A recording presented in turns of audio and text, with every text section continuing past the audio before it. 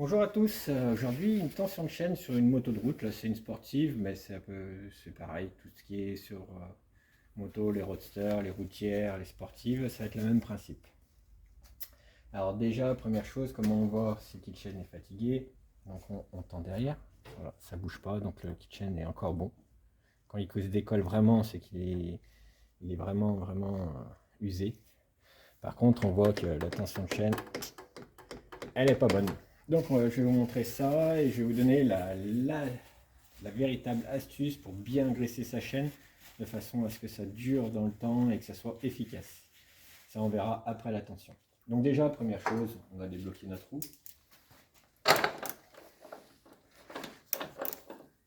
Alors pas de trop, parce que quelquefois les bras oscillants ils ont un peu de jeu et quand on va resserrer la roue, ça va tendre la chaîne. Donc là, ce qu'on va faire, c'est qu'on va détendre, on va desserrer légèrement la roue. Hop, je détends mes tendeurs, mes contre-écrous, et là, c'est parti. Donc là, hop, je vois, je tends. Alors, les tensions, il faut faire attention. Maintenant, les motos assez récentes, elles ont des tensions qui sont assez faibles. Style les Vulcan, les MT-09, c'est 1 cm. Alors, il faut regarder sur la revue, le petit manuel ou sur le bras oscillant, qu'il faut c'est marqué, ça vous donne le débattement qu'il y a. Généralement, c'est entre 2 et 3 cm et il y a certaines motos actuelles qui sont un peu moins. Si vous voulez savoir pourquoi, il suffit d'aller voir ma vidéo sur la tension de chaîne sur une motocross, ça vous donnera une explication de pourquoi. Alors après, ce qu'on peut faire, c'est qu'on se prend un repère sur le pneu. Donc hop, allez, je me mets OP de power, on lève, il faut qu'il y ait 2 cm. Donc de là, tac, jusqu'à là, 2 cm, 2 à 3 cm. Donc quand vous faites la tension, c'est bien de mettre le jeu minimum, donc 2 cm. Si vous êtes sur la béquille centrale, il faut laisser un peu plus de jeu parce que le débattement va faire en sorte que ça va tendre un peu la chaîne quand vous allez la remettre à plat. Donc si vous êtes sur une béquille centrale, plus de 2,5 cm. Si comme là vous êtes sur une béquille d'atelier, eh ben, on va faire plus dans les 2 cm. Donc voilà, je mets, je sais pas si vous allez voir, mais à peu près, tac. Donc là je suis un peu plus de 2 cm. On va dire que c'est bon. Donc toujours contrôler qu'il n'y ait pas un point dur. Voilà. Là il y a un petit point dur. Donc on va contrôler là. Hop. Ouais, là je suis plus à 2 cm. Voilà, il y a quelques millimètres. Il n'est pas encore tout à fait fatigué.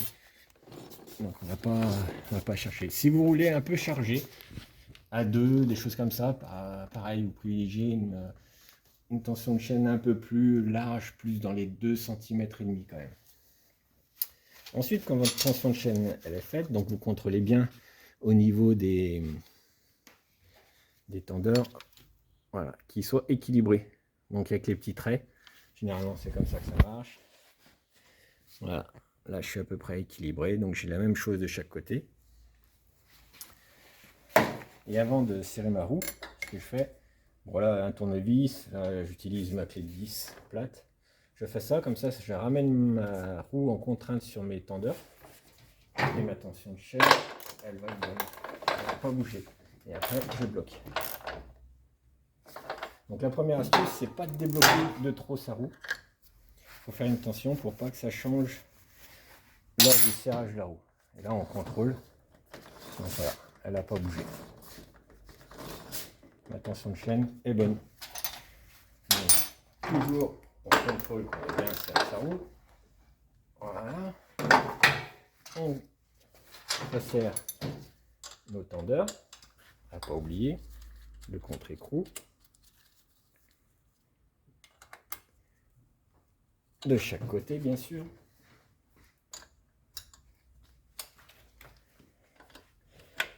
Hop. Et voilà. Là, donc l'astuce principale pour graisser sa chaîne, elle est très simple. Il faut graisser sa chaîne une fois que vous avez fini votre balade. Vous avez fini de rouler, vous avez fini de votre balade, votre chaîne est chaude. C'est à ce moment-là qu'il faut graisser sa chaîne. car la chaîne étant chaude, elle va fluidifier l'huile que vous allez, l'huile ou la graisse que vous allez mettre sur la chaîne, et ça va la faire d'autant plus pénétrer. Et après, en refroidissant, la graisse va se figer, et quand vous allez rerouler le lendemain ou plusieurs heures après, la graisse ne va pas s'éparpiller de partout pour en mettre sur la roue et partout, et qui va pas servir à grand chose. Et ne pas, enfin, faut éviter de graisser comme ça c'est la solution de facilité. Pareil, ça gicle tout là. Donc on graisse toujours dans le sens de rotation de la roue et de l'intérieur.